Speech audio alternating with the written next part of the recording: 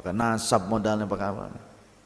Kita orang Indonesia, panjenengan semua punya hak untuk hidup nyaman, merdeka. Jangan mau diperbudak. Apalagi kalau ada orang yang akhlaknya buruk, kemudian meminta Anda semua bangsa Indonesia menjadi tameng hidup mereka. Jangan mau. Dengan doktrin, di darah kami mengalir darah Rasul SAW. Kami ini cucu Rasul. Maka siap kalian bela habaib, bela kami. Yang dibelanya mafia, yang dibelanya begundal, ya, orang yang menyalahi syariat, orang-orang yang buruk akhlaknya, kemudian memperalat umat. Jangan mau diperalat. Itu banyak tersebar video-videonya ketika di atas panggung ini provokator ini suka minta dilindungi oleh umat. Cemen, jangan mau. Masa sama orang cemen mau jenengan dijadikan alat? Makanya coba kalau ada habib-habib gitu tuh, temukan dengan saya. Ya, tuman. Biar saya ngurus ini begituan. Saya sudah matur ke guru saya. Bahwasannya saya ini suka tegas terhadap sadah-sadah yang bandel-bandel gitu. Oh, enggak apa-apa, bagus katanya. Begitu. Kata Abah Lutfi juga begitu lah, bang saya kata Abah Lutfi begitu, ya sudah, wis wani bae, kapret ya kepret gitu.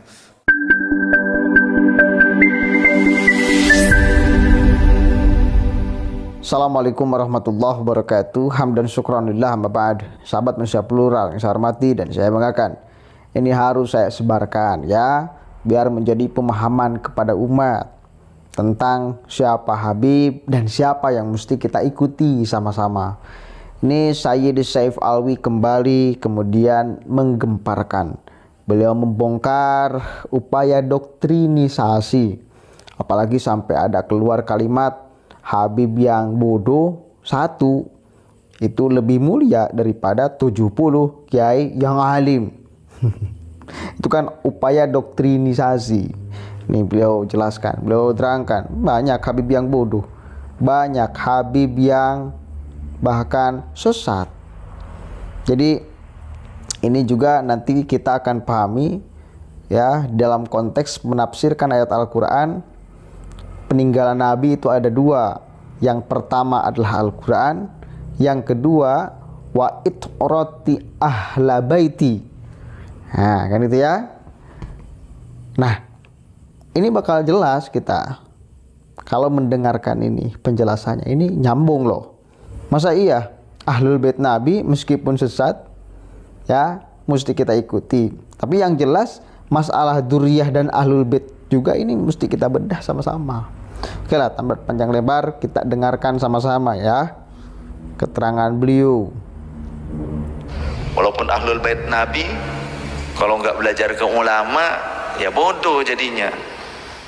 Ya, walaupun keturunan Nabi, kalau nggak belajar kepada ulama bodoh. Ada sekarang yang bilang belajar tuh ke Habib, jangan ke yang lain supaya tidak sesat. Nah, kalau Habibnya blow on, kalau Habibnya sesat gimana? Emang nggak ada Habib yang sesat? Ada. Itu Habib yang jadi antek Belanda banyak dulu. Iya, yang jadi sahabatnya Belanda, jadi kenil, kemudian jadi informan Belanda. Habib ada. Kemudian Habib yang Wahabi ada. Habib menjadi Wahabi, bahkan menjadi Ustadz Wahabi. Nah, suka mensyirik-syirikan, membidah-bidahkan. Ada. Apa kita mau ngikutin yang begitu? Asal kata Habib itu. Yang Syiah, yang Rafidhah banyak. Habib yang jadi PKI dulu ketika pemberontakan PKI, ketika zaman PKI yang jadi penggerak itu Habib ada. Jadi jangan asal Habib.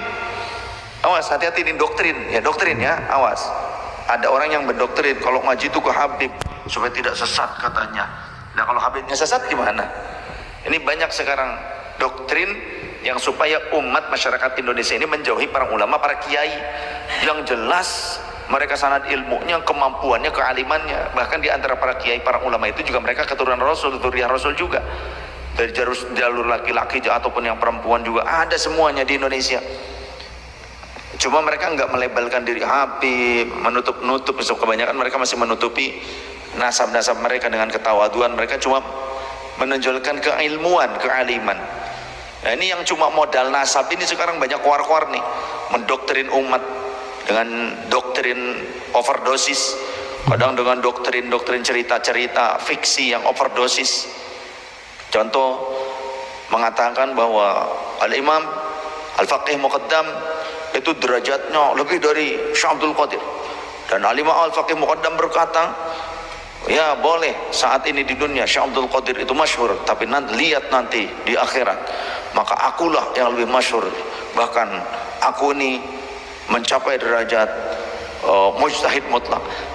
Dinisbatkan kalimat itu kepada Al-Faqih Muqaddam, katanya. Gak ada. Sumbernya dari mana? Kalau ada Habib yang seperti itu banyak Habib-Habib yang ngarang cerita tuh banyak. Ya, banyak Habib-Habib ngarang cerita overdosis. Jadi apa, doktrin-doktrin saja, jangan diikuti yang seperti itu. Jangan diikuti. Awas, hati-hati. Jadi jangan fanatik buta. Rasulullah melarang fanatik buta. Jangan asal, jangan asal. Kemudian kalau Habib, kalau melakukan kesalahan bahkan menentang syariat, kemudian dianggap wajar, biasa, biarin aja, gimana? Gak boleh. Rasulullah melarang itu, gak boleh. Rasulullah gak pernah menghalalkan perubahan syariat yang dilakukan oleh keluarganya, nggak boleh. Jangan merusak syariat. Nabi Muhammad lah yang Rasul, Sayyidina Muhammad lah yang menjadi tuntunan kita. Jadi kalau ada sekarang ngaku turunan yang berubah syariatnya, jangan diikuti. Harus hati-hati. Banyak doktrin sekarang, doktrin ini overdosis ini. Apa-apa juga overdosis, menjangankan itu. Sambel overdosis, muncrut, tipes, ya kan, overdosis. Walaupun tadinya halal, overdosis, kelewat. Sekarang banyak cerita-cerita overdosis, bab karomah lah, ini lain sebagainya, banyak yang disandangkan. Apa supaya ngedongkrak? Yang supaya apa? Nanti kelompoknya gampang nyari duit dari umat, supaya umat itu terkesan, terkesima, dan takut kualat. Itu banyak sekarang. Yang doktrin-doktrin ini dimunculkan untuk apa? Untuk meredam dominasi para kiai, para ulama yang benar-benar masyhur dengan keilmuan, amal soleh, dengan kewaliannya. Ya, seolah-olah kalau itu mah kiai, ya beda dengan Habib. Kalau Habib walaupun bodoh itu lebih 70 ya derajat, lebih mulia dibandingkan kiai. Jadi Habib satu yang bodoh, Habib satu itu lebih mulia dibandingkan 70 ulama, dibandingkan 70 kiai. Ini doktrin overdosis, gitu. Jangan diikuti, nanti mabok nih, mabok nasab nanti, mabok nasab, mabok keramat, gitu kan. Jadi mabok nantinya, orang mabok kan nggak bagus, ngelindur, ngelantur. Mau Habib siapa yang ngomongnya itu, ya nggak usah diikutin. Ya, udah belajar yang benar. Kalau kita melihat ada orang yang bukan Habib tapi alim, soleh, belajarlah kepada mereka. Belajarlah kepada mereka. Gak harus dari Habib kok. Ya syukur-syukur ya keturunan Rasul, Sayyid, Syarif, itu kan. Kemudian alim, akhlaknya bagus, ya syukur-syukur. Kalaupun bukan seorang Sayyid, bukan seorang Syarif, lantas kemudian dia alim, orang tersebut orang soleh, dia memegang sanad ilmu, ya dulang ilmunya. Kita belajarlah kepada mereka, walaupun kita ini keturunan Rasul, walaupun kita ini Sayyid, walaupun kita ini Syarif, gitu kan. Ya belajarlah kepada yang bukan Syarif tapi alim, wirai, bener akhlaknya soleh, mulia. Bergurulah kepada mereka. Dan jangan sombong mentang-mentang ane ini Sayyid, ane ini Syarif. Wahai kiai, ente pakai sarung BHS ya, atau sarung apa itu, SSA. Ane minta gitu. Ini kejadian nyata di Subang, itu ada karsian itu kiai, sarungnya lagi dipakai gitu kan. Ini santri nggak punya adab.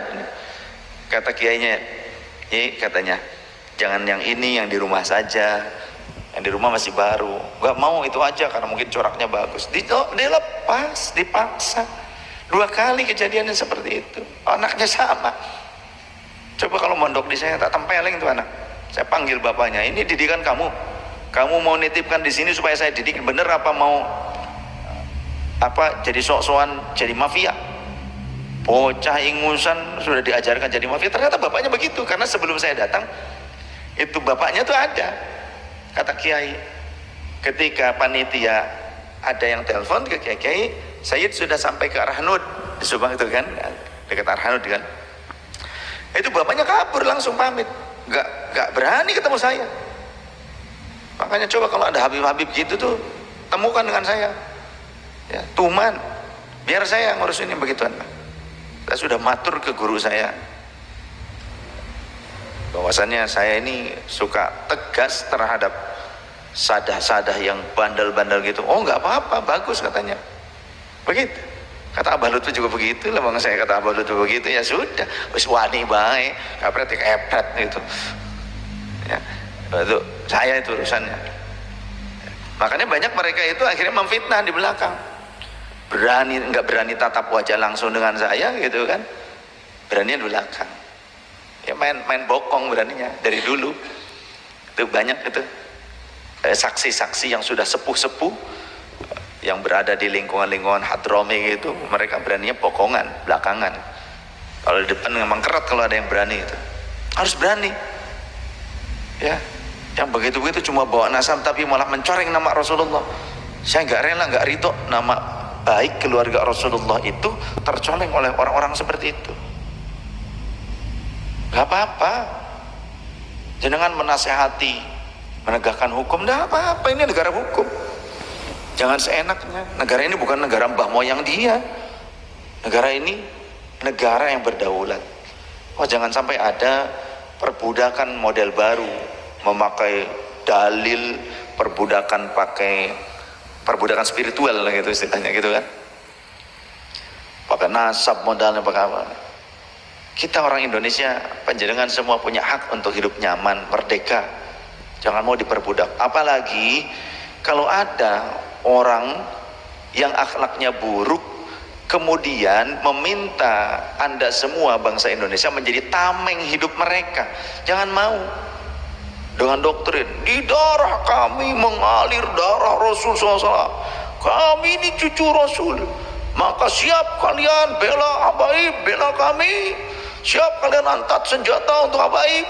Yang dibelanya mafia, yang dibelanya begundal, ya, orang yang menyalahi syariat, orang-orang yang buruk akhlaknya, kemudian memperalat umat. Jangan mau diperalat. Itu banyak tersebar video-videonya ketika di atas panggung. Ini provokator nih suka minta dilindungi oleh umat. Cemen, jangan mau begitu. Masa sama orang cemen mau jenengan dijadikan alat? Siapa lambat, siapa angkat senjata kalian? Yang dibela supaya membela dia yang salah kaprah padahal. Kemudian umat nih dengan doktrin itu kemudian asal bela, yakin, jihad, syahid. Tak iklan dulu ya. Ketangkap gak? Lagi nyindir siapa beliau? Mati sangit. Tuh, kalau kamu mati juga mati sangit. Ya, jangan mau dibodohin, jangan mau.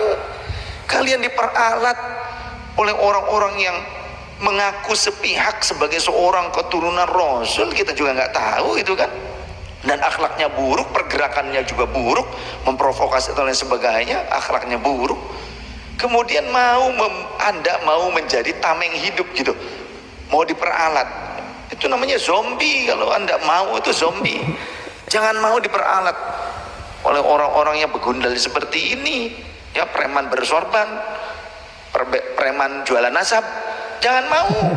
Udah, mendingan jenengan kerja yang benar, ngaji yang benar aja, cari ulama-ulama yang benar aja, yang ngajarin ngaji yang benar, akhlak yang mulia gitu ya, yang jenengan bisa usaha yang benar. Itu gak usah ngikut-ngikutan dawir-dawir lah. Ya, awan dawir meres-meres itu, meres-meres ke kiai, ke ulama, ke masyarakat, ke umat. Jangan ikut-ikutan, nanti jenengan yang kualat. Jangan mau dijadikan alat, itu dosa besar, dosa kualat nanti jenengan. Ngikut-ngikut yang begitu justru kualat nantinya. Jangan mau dijadikan tameng hidup orang-orang yang seperti ini. Jangan. Rasulullah sayang kalian sebagai umat Rasulullah. Rasul itu sayang sekali kepada antum semua tuh. Sayang Rasulullah tuh. Jangan mau dijadikan tameng hidup orang-orang yang seperti itu, yang buruk akhlaknya. Ya.